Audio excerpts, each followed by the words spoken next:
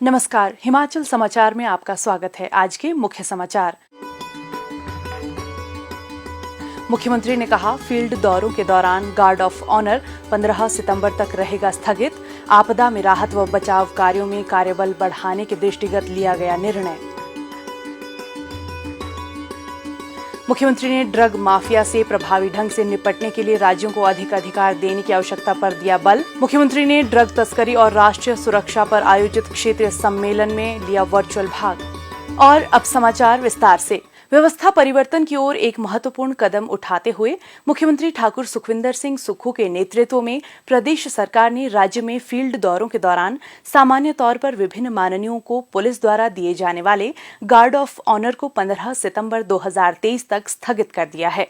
हालांकि 15 अगस्त को स्वतंत्रता दिवस के अवसर पर इन आदेशों में छूट रहेगी। ये निर्णय प्रदेश में हाल ही में आई आपदा से वृहद स्तर पर जारी राहत व बचाव कार्यों के दृष्टिगत लिया गया है। मुख्यमंत्री ने प्रदेश में संचालित किए जा रहे राहत एवं बचाव कार्यों में पुलिस बल की तैनाती में वृद्धि पर बल देते हुए इस संबंध में आदेश जारी किए हैं। उन्होंने कहा कि पुलिस कर्मियों को गार्ड ऑफ ऑनर जैसे कार्यों में संलग्न करने के बजाय इस संकट के समय में प्रभावित लोगों को सहायता उपलब्ध करवाने के लिए प्रयास करने चाहिए। उन्होंने कहा कि ये निर्णय आपदा के प्रभावों से निपटने के लिए प्रदेश के संसाधनों के सही उपयोग के उद्देश्य से लिया गया है। बचाव कार्यों के दृष्टिगत पुलिस बल द्वारा प्रभावित लोगों को तुरंत सहायता सुनिश्चित करना बेहद महत्वपूर्ण है। ठाकुर सुखविंदर सिंह सुक्खू ने कहा कि गार्ड ऑफ ऑनर स्थगित करने से सरकार प्रदेश में आपदा से प्रभावित लोगों को राहत पहुंचाने के लिए राज्य के संसाधनों तथा श्रम शक्ति का और बेहतर उपयोग करेगी। इस निर्णय से सरकार की आपदा प्रभावित क्षेत्रों को तुरंत राहत पहुंचाने तथा इस कठिन समय में प्रभावी प्रशासन की प्रतिबद्धता भी प्रदर्शित होती है। मुख्यमंत्री ने कहा कि प्रदेश में राहत तथा बचाव कार्य जारी है और प्रदेश सरकार इस आपदा से प्रभावित लोगों को आवश्यक सहायता प्रदान करने के लिए मजबूती से कार्य कर रही है। यह निर्णय प्रदेश के लोगों की सुरक्षा को सर्वोच्च अधिमान देने की सरकार की प्रतिबद्धता को दर्शाता है।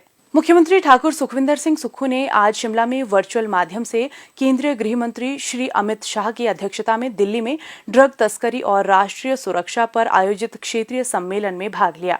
उन्होंने ड्रग माफिया से प्रभावी ढंग से निपटने के लिए राज्यों को अधिक अधिकार देने की आवश्यकता पर बल दिया।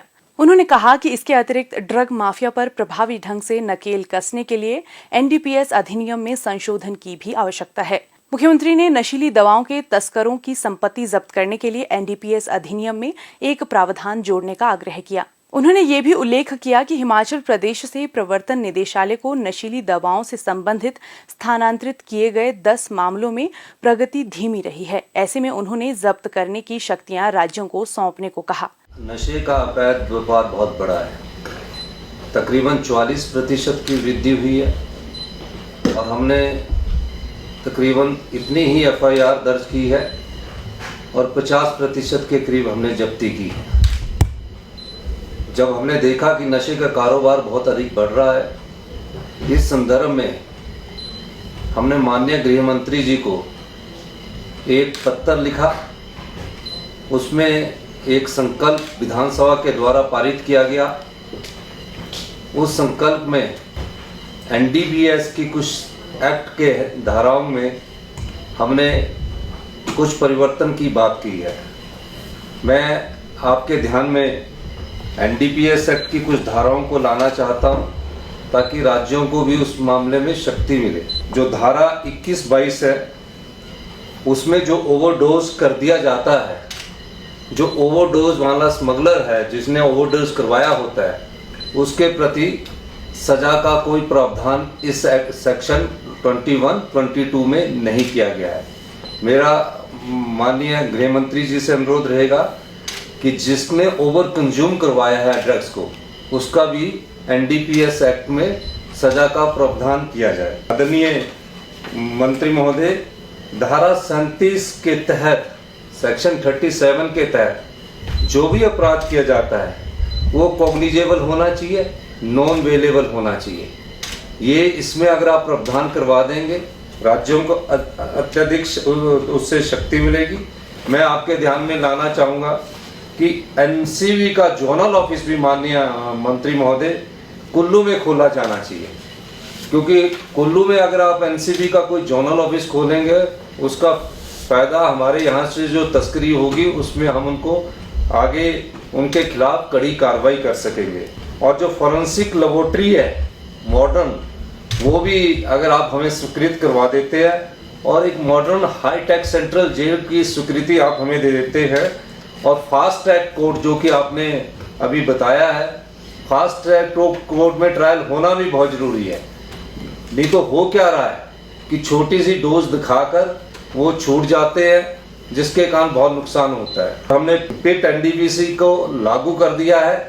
मेरा आपसे प्रार्थना रहेगी कि अगर आप हमारे जो संकल्प है जो विधानसभा ने पारित किया है, क्योंकि हिमाचल प्रदेश इससे छूता नहीं है, इसमें कोई दो राय नहीं है, और आपके सहयोग के बगैर हम आगे नहीं बढ़ सकते हैं, क्योंकि इन धाराओं में अगर आप परिवर्तन करते हैं तो निश्चित तौर पर सभी प्रदेश के राज्यों को इसमें काम करने का मौका मिलेगा।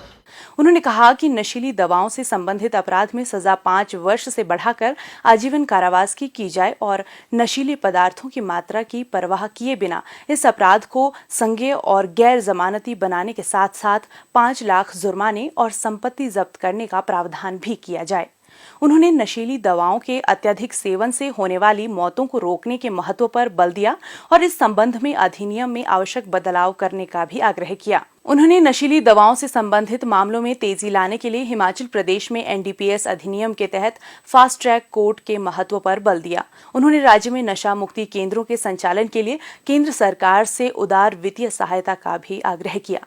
मुख्यमंत्री ठाकुर सुखविंदर सिंह सुक्खू ने कहा कि प्रदेश में नशीली दवाओं की बढ़ती समस्या को देखते हुए राज्य सरकार पूरी संवेदनशीलता के साथ इस समस्या पर अंकुश लगाने के लिए महत्वपूर्ण कदम उठा रही है। उन्होंने कहा कि हिमाचल देश के उन चुनिंदा राज्यों में शुमार है जो नशीली दवाओं की समस्या से प्रभावी ढंग से निपटने के लिए निवारक उपाय अपना रहा है और इस संबंध में एक सलाहकार बोर्ड का भी गठन किया गया है। हिमाचल समाचार देखने के लिए सब्सक्राइब करें यूट्यूब चैनल हिमाचल समाचार, फॉलो करें ट्विटर @DPRHP, लाइक करें Facebook page information and public relations department Himachal Pradesh, visit करें वेबसाइट www.himachalpr.gov.in। इस अंक में इतना ही। कल फिर होगी मुलाकात। दीजिए इजाजत। नमस्कार।